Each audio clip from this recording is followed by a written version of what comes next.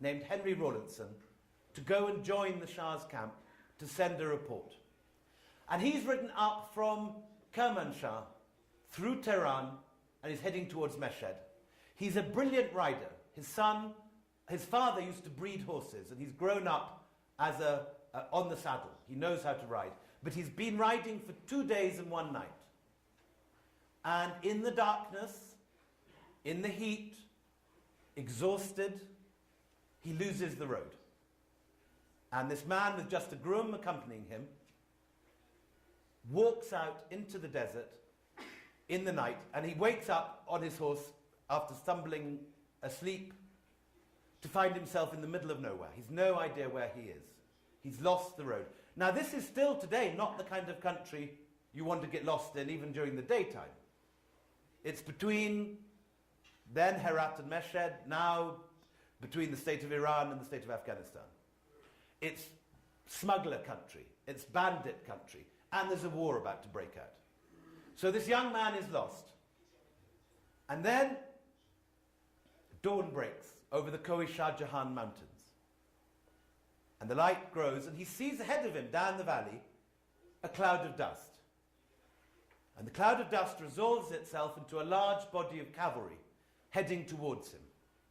He's alone, he doesn't know where he is. He's frightened, because this could be the Persians, it could be the Heratis, it could be brigands, it could be smugglers. So he pulls in to a side valley and hides himself against the rock so that these horsemen won't see him. It's 5 in the morning, and they're in the middle of nowhere. Now, what is a British artillery officer doing in Persia at this time? A little bit of background.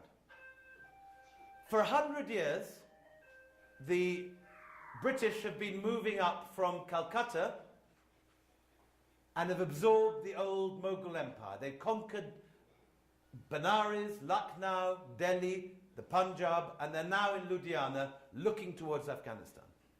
At the same time, the Russians are moving south from Russia and are about to conquer Khiva, Bokhara, Samarkand, the great Central Asian Khanates. And anyone looking at a map can see that these two empires are likely to meet at some point. If their trajectories continue, they're likely to meet at some point in the Hindu Kush, somewhere in the middle. An area which at that point is unmapped by Europeans, as no one knows the geography. So the British, to defend their interests, send a team of military advisors to the Persians in order to train them in modern artillery techniques, because the Russians have been conquering the northern half of the Persian Empire.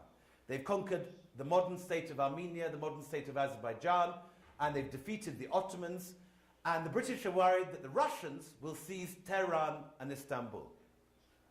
So what they do is they send military advisors to train the Persians in how to use artillery. Among the military advisors are intelligence agents, as governments also tend to send. And Henry Rawlinson is not just a artillery advisor, he's actually a spy. And he's sending reports back to London. Now, as he's sitting there with his cavalry about to pass, he has no idea who they are. And as they pass, he sees something that will change the history of Afghanistan. Because the cavalry which charged past him that early morning, which he sees entirely by chance, only because he's got lost, is not the Persian army. It's not the Heratis. It's not smugglers, and it's not bandits. What it is a party of Imperial Russian Cossack cavalry heading into Afghanistan to establish relations with Dost Muhammad Khan. Now, this is something the British have been fantasizing about for about 50 years. There is already a whole body of literature and journalism which is saying that unless we, the British, seize Afghanistan, the Russians will get there first. And we must go there first, we must control the passes, we must make sure that it's us, not the Russians, who seize this area. Once we get Afghanistan, we can move from Persia to China, from Samarkand to Delhi. All that will be ours. And now Rawlinson has seen the vital piece of evidence which makes that idea of Russian interference not just a speculation, but a fact. For an intelligence officer, it is like the $1 million jackpot. It's like an American officer finding the weapons of mass destruction in Iraq, which we know never existed. But just as the Americans were looking for the weapons of mass destruction in order to justify a war, so the hawks among the British in the 1830s want to find evidence that the Russians are interfering in Afghanistan so that they have a reason to go to war and take this land. And this is what happens. Within 18 months of that stray chance sighting in the desert, one man lost in the desert happens to see this party crossing quietly, discreetly into Afghanistan. That becomes the reason and the excuse for an entirely unnecessary war. This is the Russian officer, actually Polish ethnically, Jan Witkiewicz, who leads the Russian delegation to Dost Mohammed's court. So the British think, what is the best way of getting rid of Dost Mohammed most cheaply? Here's Dost Mohammed in the middle, with his family around him. And this is Alexander Burns, who is the British intelligence officer in Kabul. So the first plan is to use the Sikhs. The Sikh empire, based on Lahore, run by Ranjit Singh, has been fighting small skirmishes with Dost Mohammed Khan, and in 1834, the Sikhs capture Peshawar, which was the summer capital of the Durrani Empire. And as you know, Afghanistan still claims officially Peshawar as its own. That claim dates from this period when Ranjit Singh took Peshawar. So first of all, the British think, Ranjit Singh's already fighting with Dost Mohammed, we'll give him money and arms and get him to attack Dost Mohammed. He will put Shah Shuja back on the throne. But Ranjit Singh is too clever. He's a very wily, ingenious ruler. And the British send their stupidest diplomat, a guy called William McNaughton, to negotiate with him. And what starts off, the British hope it's going to be a Sikh expedition which will do what the British want. At the end of 6 weeks of negotiation, a document is signed which is basically a British war for Sikh interests. Old Ranjit Singh wins round one, hands down. And it ends up that the British have to go off and fight the war, and they're not even allowed to pass through the Punjab. They have to do, the invasion route is this enormous loop, two sides of a triangle, down to the Indus at Shikarpur, in modern Pakistan, all the way up through Quetta, the Bolan, and the Kojak passes, which is about 3 or 4 times the length of the invasion route if they were just to go from Ludhiana through Rawalpindi to Peshawar and up through the Khyber Pass to Jalalabad. So round one, complete mess for the British. But nonetheless, the momentum, the propaganda, all this has been building up, and the British have to go to war. And in order to fight this war, none of which is necessary, because Dost Mohammed Khan actually would prefer to have an alliance with the British. And you get the propaganda's building up. Here's a letter from the British ambassador in Tehran. It may sound a little familiar. This is John McNeill, writing to Lord Palmerston in London. He writes, "We should declare that he who is not with us is against us. We must secure Afghanistan." That's a literal quote from 1837.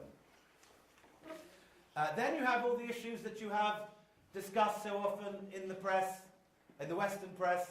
When you invade a country, do you just go there pragmatically to use it for your own interests, or do you have a duty as an occupying force to bring civil rights, gender rights, and so on? Well, here's the 1830s version of this. This is Claude Wade sitting in Ludhiana. "There is nothing more to be dreaded or guarded against, I think, than the overweening confidence with which we are too often accustomed to regard the excellence of our own institutions, and the anxiety that we display to introduce them in new and untried soils. Such interference will always lead to acrimonious disputes, if not a violent reaction. In other words, we don't do nation building, the Rumsfeld doctrine. So, the army is gathered. Nancy was the first person who told me about this fabulous sort of Victorian strip cartoon which exists in the British Library. You see all these sepoys. From the beginning, it's a sort of fantastic fiasco because the sepoys are sent off to walk through the deserts of Baluchistan because Ranjit Singh has banned the crossing of the Punjab. The whole thing is delayed about 6 months. So they set off in winter uniforms through the deserts of Baluchistan, which are about 50 degrees high, in their thickest red woolen cloaks. And they don't know where the waterholes are, and about 1/5 of the sepoys die of thirst, exhaustion, heat stroke, and starvation. And the whole thing is a sort of catastrophe. Here they are. Here's a munshi and a thing, got prisoners, got some Sindhis, got the treasure, got the goats and sheep, not nearly enough of which are brought. Everyone's beginning to starve. One regiment brings their own foxhounds, and they have to eat those. 14,000 East India Company sepoys, 6,000 irregulars, 21,000 troops in all, accompanied by 38,000 Indian camp followers, marching off with 30,000 camels. One brigadier needs 50 camels to carry his kit, while the general needs 260. 30 camels are dedicated to bringing the wine cellar, 10 camels are bringing cheroots and cigars, and one camel brings nothing but eau de cologne. In charge is Sir William Macnaghten, who is the guy who's just been outmanoeuvred in negotiations by Ranjit Singh. Paul Macnaghten should never have left the secretary's office, writes his deputy. He's completely ignorant of men, even to simplicity, and utterly incapable of forming and guiding administrative measures. The judicial line would probably have suited him best, and even then, only in the Court of Appeal, judging written evidence. So this is the man who's put in charge. But they go into Afghanistan. They've absolutely no idea where they're going. You can see these troops just heading off over the hills, vaguely hoping Afghanistan's the other side of the mountains. And a quarter of them dying from heat and thirst. But such is the surprise when the survivors do appear, having survived the Baluchi snipers at the back end of Kandahar, that the Barakzai rulers ride off immediately to Iran without fighting, and Shah Shuja walks in and pays his respects at Ahmad Shah Durrani's tomb, still there today in Kandahar, and Kandahar is gained without a shot being fired.